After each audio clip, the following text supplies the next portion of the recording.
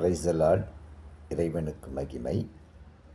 Next நாம் பார்க்க வேண்டியதான லெசன், பொதுவாக அடிக்கடி நாம் ஒருவரை பார்க்கும்போது சில வார்த்தைகளை அடிக்கடி நாம் சொல்ல வேண்டிய ஒரு மரியாதையான வார்த்தைகளை இன்று நாம் பார்க்கலாம். அதாவது நாம் டேடி, மம்மி, அங்கிள், ஆண்ட், அதாவது ஆன்ட்டி, சில்ட்ரன், டீச்சர், டாக்டர், இந்த மாதிரி யாராவது ஒருத்தர் நாம் பார்க்கும்போது, மீட் பண்ணும்போது, காலையில் பார்ப்போம், மத்தியானம் பார்ப்போம், சாயந்தரம் பார்ப்போம், இரவில் பார்ப்போம், இல்லை சில நேரங்களில் நாம் விடைபெற்று செல்வதை பார்ப்போம். இவையெல்லாம் எப்படி நாம் பயன்படுத்துகிறோம் என்பதை பற்றி இன்று நாம் பார்ப்போம்.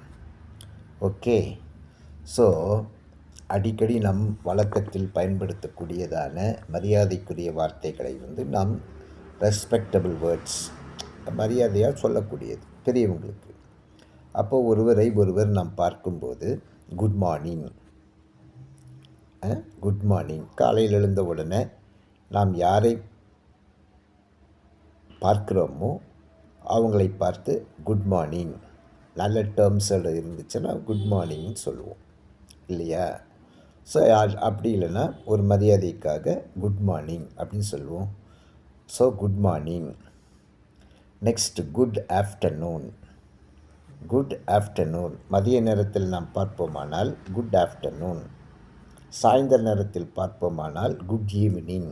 சாயந்தர நேரத்தில் பார்த்தா குட் ஈவினிங். இரவு நேரத்தில் நம்ம பார்த்தோம்னா குட்டு நைட்டு, குட் நைட் அப்படின்னு சொல்லி நம்ம பார்க்குறோம்.